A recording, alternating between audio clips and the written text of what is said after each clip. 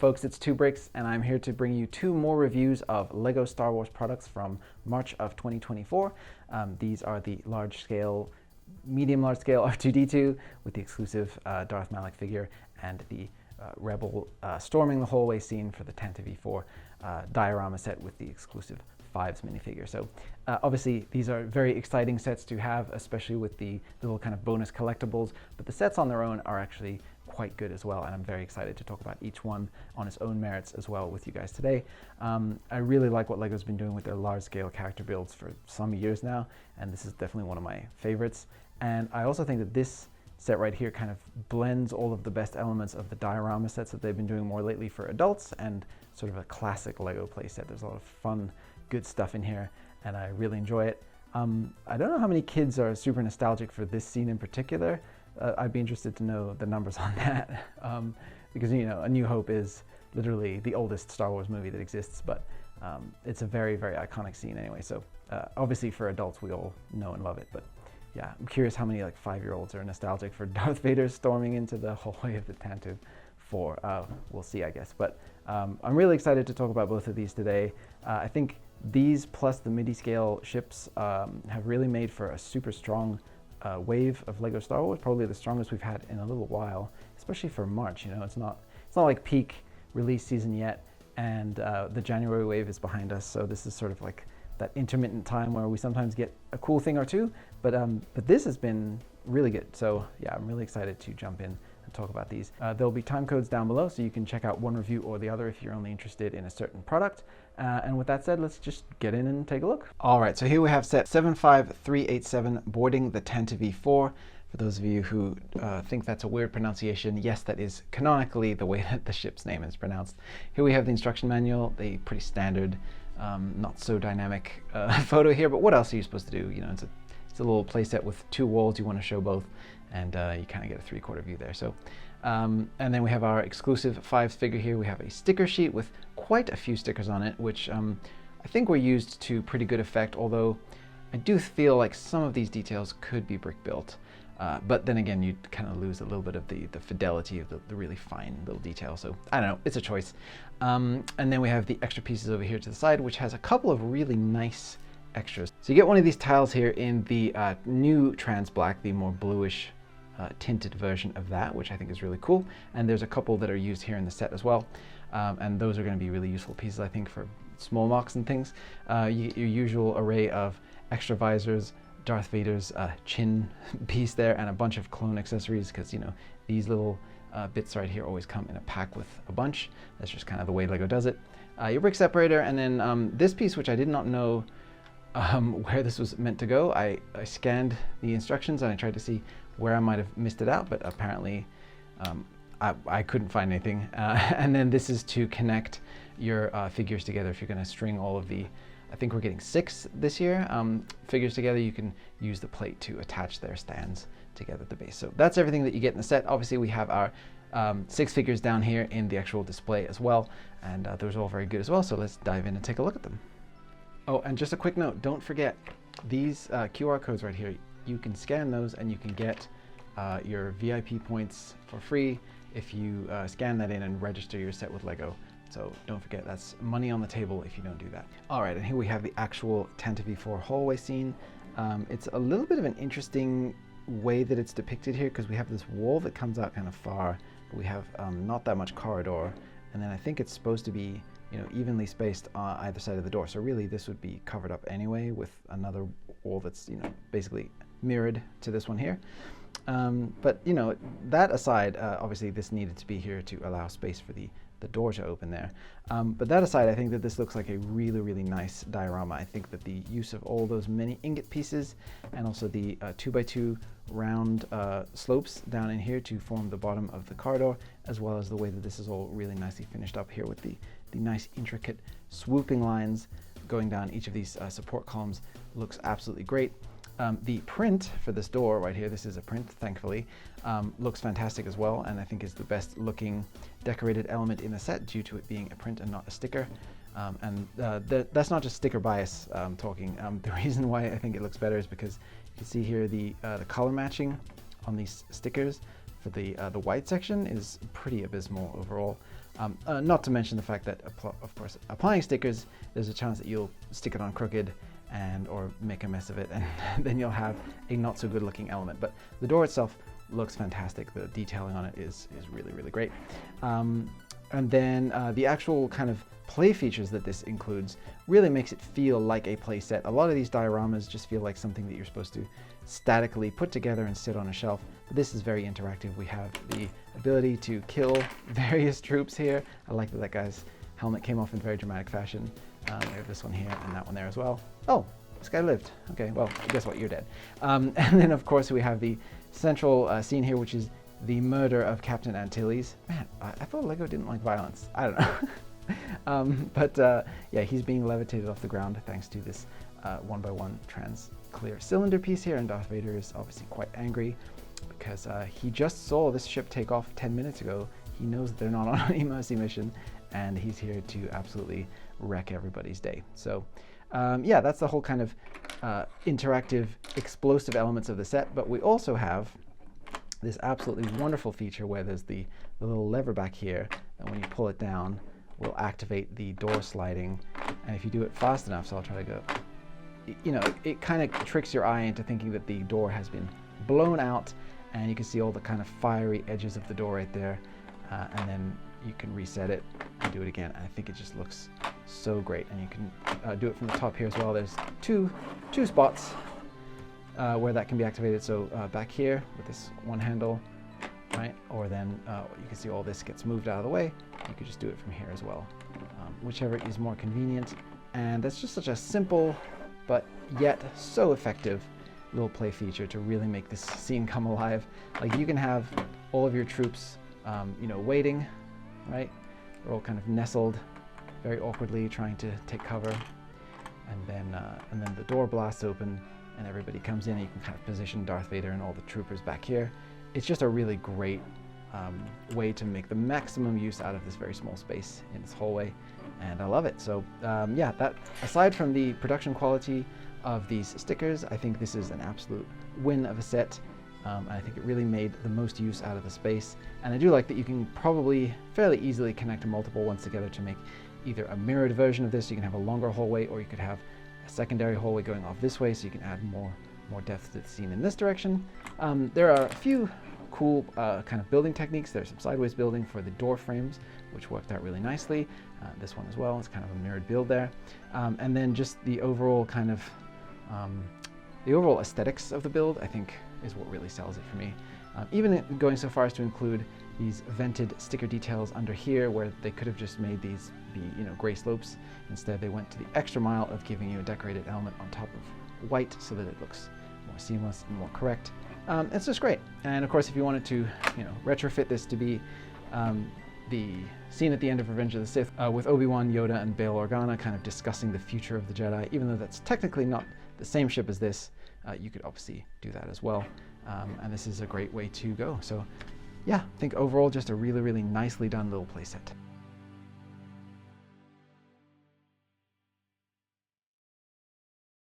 Alternate face, so you can give one the more hopeful expression, and then one the expression for when things all go immediately wrong.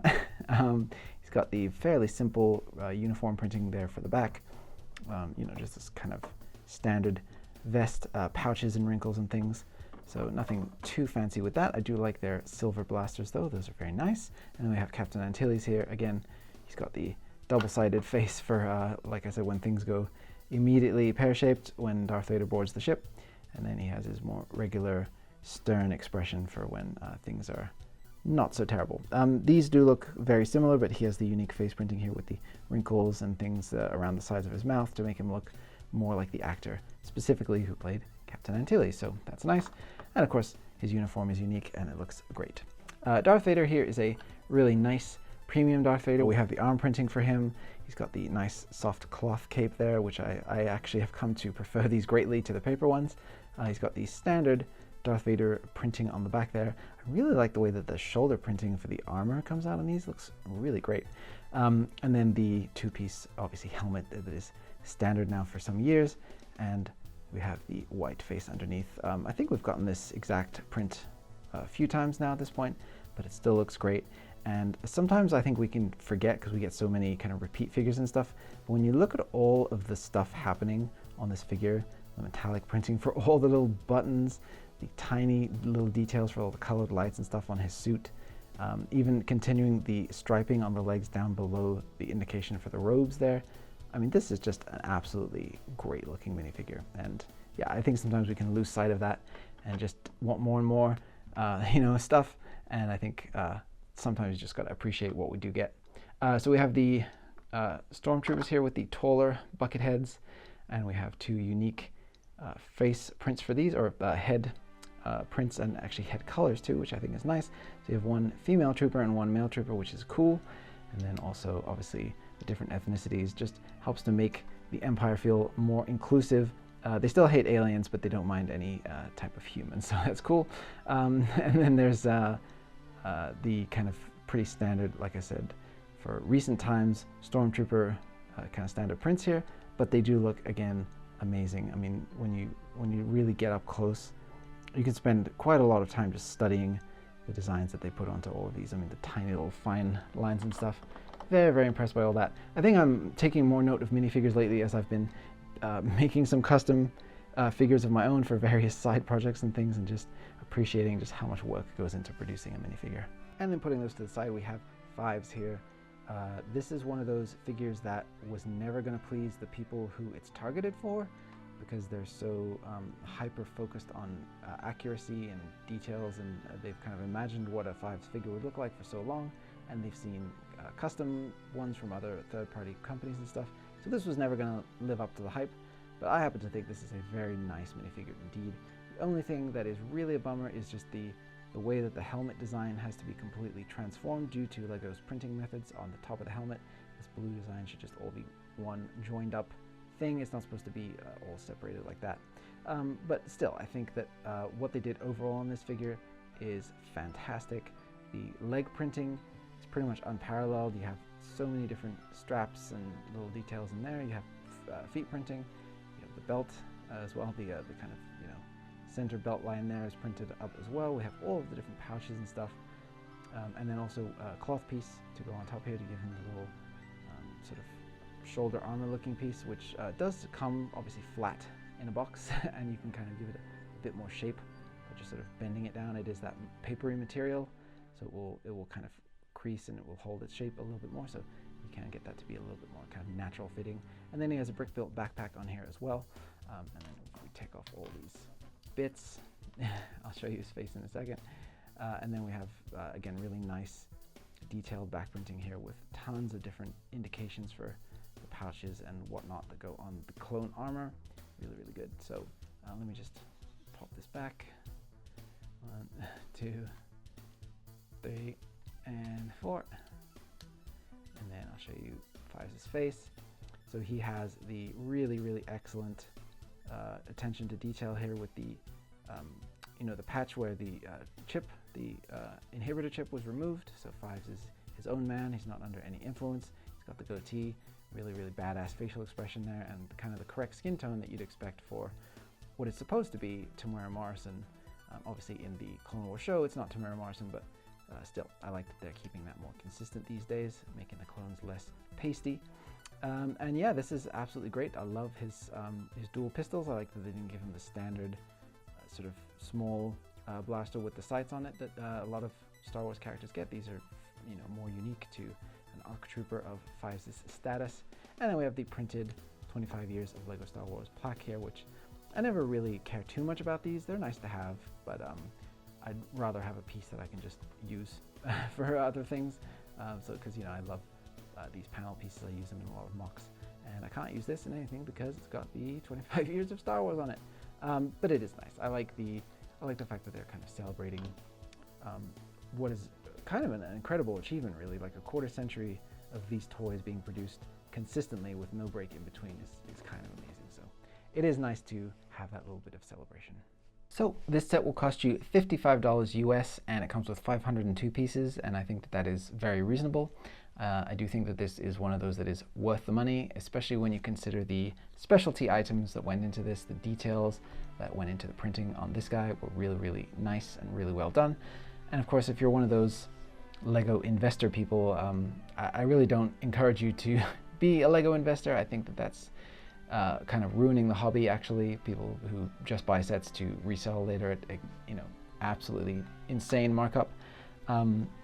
But of course, that this is going to be a figure that is very attractive to that crowd because it is exclusive, though it does come in a pretty reasonably priced set here, so I don't think it's going to be as big of a ridiculous upsell market as, say, Captain Rex from the UCS Venator was. I do think that $55 for 502 pieces in 2024 with the hyperinflated market and the fact that this is a licensed set, I think that it is very reasonable indeed, and I really enjoyed my time playing with the set and building it, and just kind of looking at the engineering that went into the little play features and stuff that go along with it. So yeah, I think I would definitely recommend this one. If you can get it on sale, much the better, of course, but as is, I think you're definitely not getting a bad deal.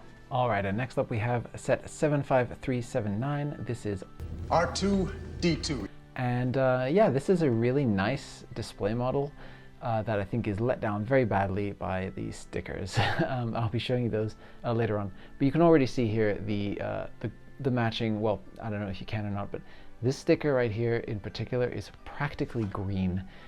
It's not in any way a close match to the gray of the brick plastic below, and I've never been one to stress that Lego stickers have to be exactly identical and practically invisible, but some of them really match very well, like this dark blue. Fantastic. It looks absolutely perfect. It's indistinguishable from the plastic. These white ones, once again, pop. They're more sort of bluish and a lot more of a pale white than the sort of more off-white color of the actual Lego plastic. But yeah, these gray ones are, it's rough. But other than that, I think the design of the set is very, very nice. It has a couple of areas that I think are slightly clunky, but I'll get into those in a minute. But I'm noticing a pattern here. I can't help but recall this R2-D2 that I made about 4 years back, around the exact same time that I released my MIDI scale Tantive IV model. That also happens to be in this current wave. I think we have some 2bricks fans over at Lego that are just getting some inspiration and getting caught up right now. But if that is the case, hi, thank you Lego designers for all you do. I know you work very hard. And then also here we have the standard instruction manual. Once again, get your free VIP points. And then the Darth Malik figure, which is very, very cool. And a little UCS style information plaque that is printed, which is awesome. We also have a bonus figure here in the R2-D2, which is a very nice looking R2-D2. We'll take a look at him up closer later, but it's the premium one with the back printing on it. So that's all great. And you can see here your extra pieces. There's some useful things in here, including 3 of these brown whip pieces. One of these half round gray tiles, which I really love. Those are, again, very, very useful new elements. So really, really nice to have. So yeah, let's take a look at the close-up features of what this R2-D2 can do. And let's give you a quick look at the information plaque here. You can obviously pause this if you want to read everything that's on it. It's, it's fine. It's good. Like that it's printed for sure, but putting on those stickers was always a huge pain. But obviously here is the main event itself. This is R2-D2 in all of his adorable glory. And I think that for the scale that this model is, this is a really nice rendition of R2-D2. It has a couple of clunkier design elements to it, like these squared off edges here that sort of break the round feel there for the trash can. But it has a couple of really excellent elements, like this printed dish on the top here to finish off the head nice and round on the top. That's one of those things that I think really helps to sell the brick-built spherical head, is to just top it off with a nice smooth round piece, and your eye just naturally is more forgiving towards that shape. So that's really cool. I like the subtle design details that they put in here, like having his eye be angled back ever so slightly. That was something that they definitely didn't need to do, and I appreciate that. And I like that they didn't just give him his standard R2 configuration here, with the round, all closed up body. They gave him some little kind of accessories that he can wave around, and they also have the removable periscope piece for the top. So that's all absolutely fine and dandy. I do love that he has the obviously rotating head. I mean, that's kind of a prerequisite, but I do think that there's a gap right under here that it could have been nice if it was slightly more closed up. The gap doesn't bother me too much, but from certain angles I definitely do take notice of it. And then also they give you the pieces, so if you want to swap these arms out, right? You can just place these white tiles on here, so it kind of matches what was done on the back side there. But I do think that it would have been nicer to see if this under here had the studs going all the way through it. So under here, there's 2 studs here and 2 studs here. It would have been nice if they just gave you the studs running all the way down to be able to place cheese slopes all the way up and down here to really finish that off, especially in the front here. I mean, the back isn't such a big deal because it's kind of always going to be predominantly leaning down and away from you like that, and you don't really look at it that much. But the front here, I think that little kind of shelf that this creates does bug me more than I like. But the actual brick-built design elements here look fantastic. I mean, this little socket thingy, whatever that's supposed to be, and then the little vents here, especially how they did them 2 different styles to kind of match what's in the actual astromech is very, very nice. I like the solution for the legs, so they can kind of come to a nice natural forward position if you take off the underside leg. So that is, very easy to remove. So R2 can sit in his kind of upright position, and then when you tilt it back, it kind of has a natural stopping point that's built into the design here. So you can see here, this rounded slope here just kind of hits up against the inside of the leg and just keeps it at a natural angle for R2 to sit at. And the actual detailing on the feet and the legs looks great. I love that they actually went to the trouble of putting in flexible elements here for the wiring and all that down here, and then the little kind of battery box looking thing on the inside of his feet looks absolutely fantastic, and it all just works very, very well. Despite the small scale, they definitely did not skimp out on the detail with all little pistons and vents and buttons and all kinds of stuff all around to really sell the look that this is R2-D2. So I have absolutely no quibbles with the design elements of it, just with the certain design choices where, like I said, they interrupt the roundness of R2 unnecessarily, I feel, where they could have made it even smoother and nicer and, help to guide your eye into seeing a trash can more than it already does. But it definitely works very well as is. And you can see here the little periscope, you can just pop it off, and it's a great looking little build there. Very, very simple, but I love the way that they use the triangular tile on the top. Really captures that. So yeah, really, really nice. I think just the only problem is these stickers. So I'm going to try to increase the contrast or something on the video here to give you an indication of just how much of a disparity there is between the color of the stickers and the plastic. Because in real life, it's very, very apparent, and I don't know how much it comes across on video.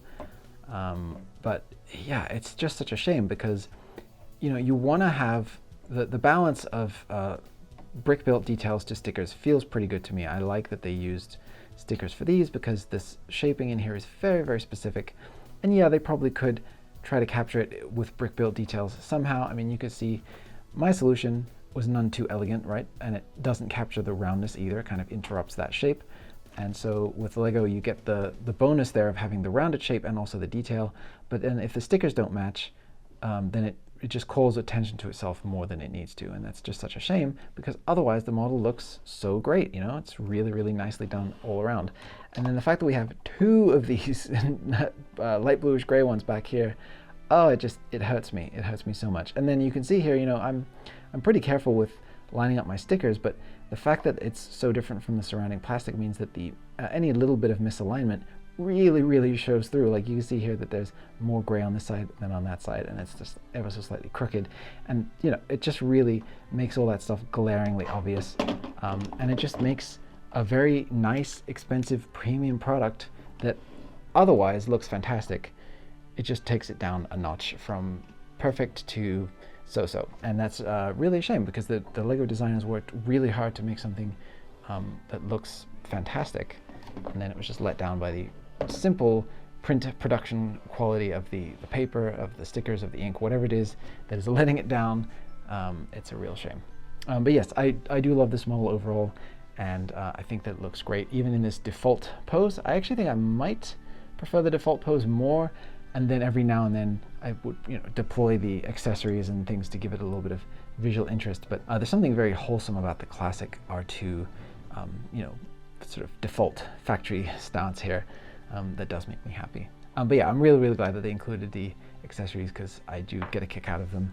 I think it's more just like having it on sometimes and then off other times. It just helps you to give the model a bit of extra life, I guess. So how about the building experience? Well, I definitely enjoyed putting this set together. It definitely relies on now kind of tried and true Lego methods of construction, lots of things placed on their side with the use of either bricks or brackets with studs on the side to allow you to have the, the specific constructions that you need. And lots of areas where they've balanced, tiled and smoothed off areas with bricks and studs, and then Technic mixed in where necessary. So obviously attaching the legs here relies on some Technic and the internal structure as well.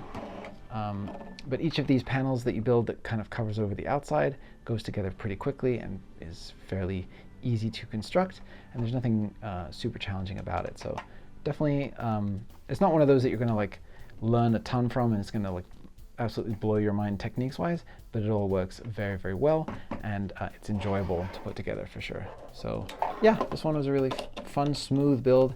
I did it while watching some TV show, I forget, but it didn't really interrupt my viewing experience to just I didn't have to concentrate super hard to be able to put this together, and yeah, it just kind of felt good. Sort of the classic modern Lego experience where everything just goes together very, very nicely.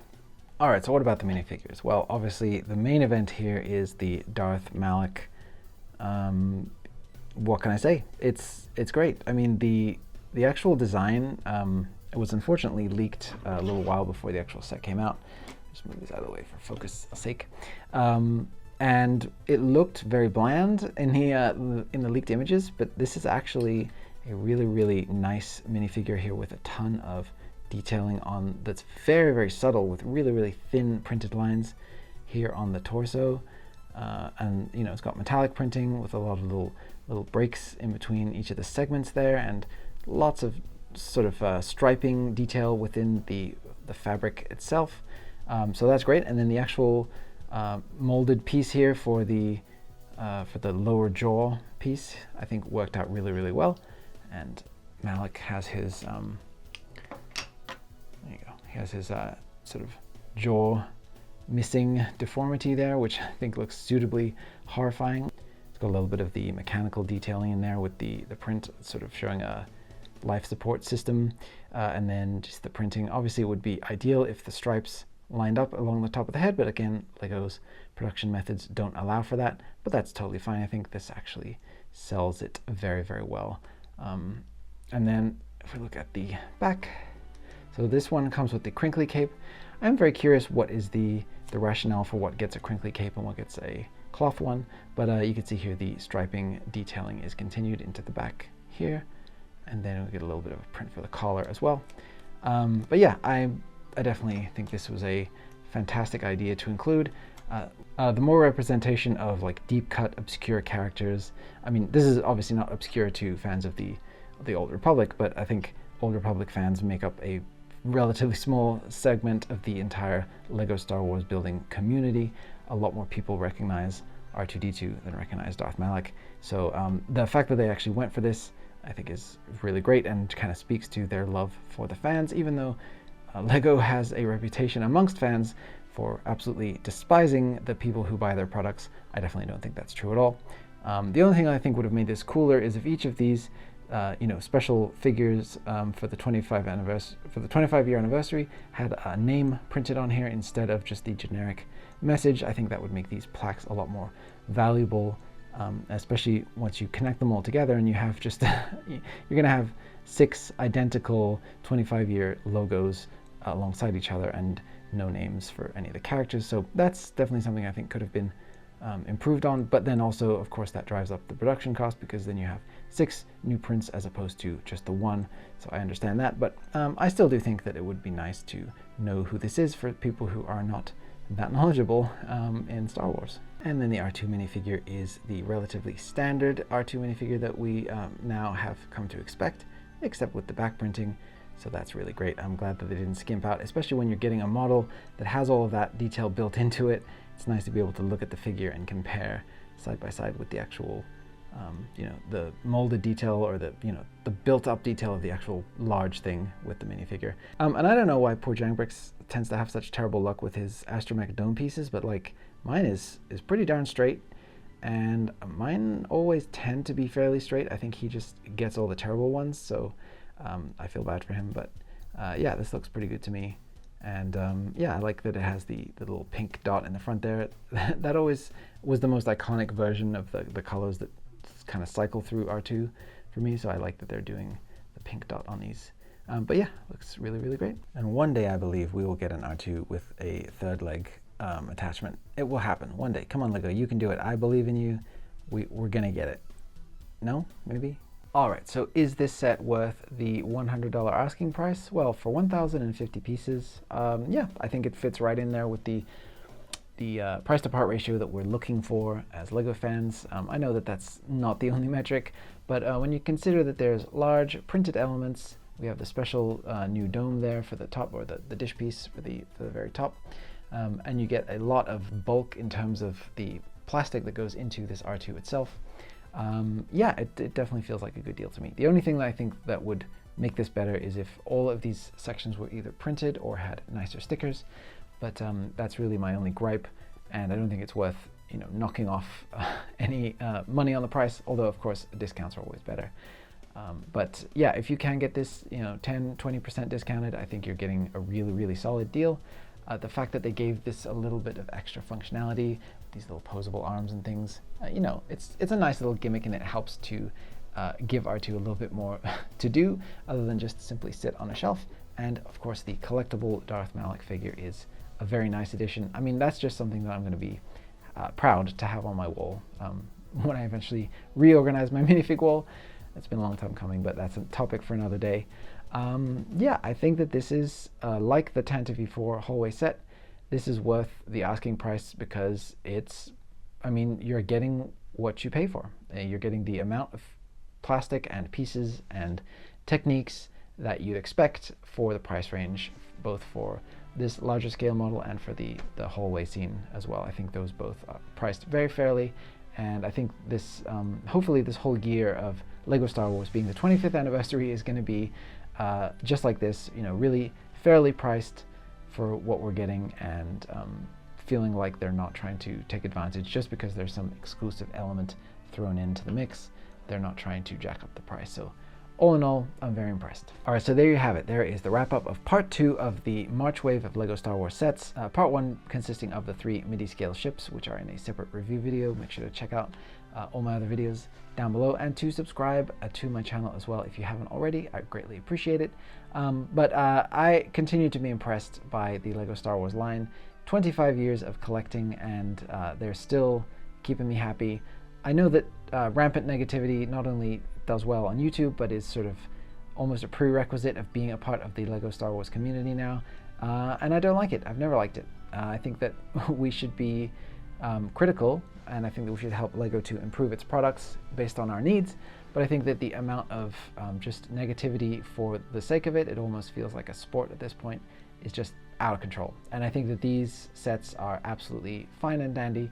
I think that they come with some absolutely great minifigures, including, I mean, aside from just these two, the actual production that they're putting into all of these, the R2-D2, going to the effort of putting different faces underneath Stormtrooper helmets. I mean, can you remember the days when Stormtroopers just had a black face, like literally a black head underneath of a figure with no face printed on it, because they felt like they didn't need to bother, because, you know, it's a Stormtrooper, what do you need to see their face for? Now they're going the extra mile, it seems like everywhere, except for stickers.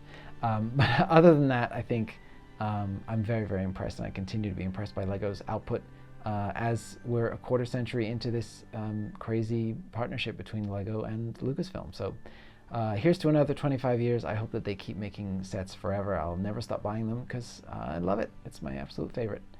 So there you go, guys. Thank you so much for watching. Again, please do like if you like the video. It does help YouTube to know that you're enjoying the content and that you want to see more things like this, preferably made by me. And then I'm going to get to work on the next video because I have more reviews to shoot, more mocks to build, and more crazy content to bring you guys. So stay tuned for all of that. I'll see you on the next video, and may the Force be with you.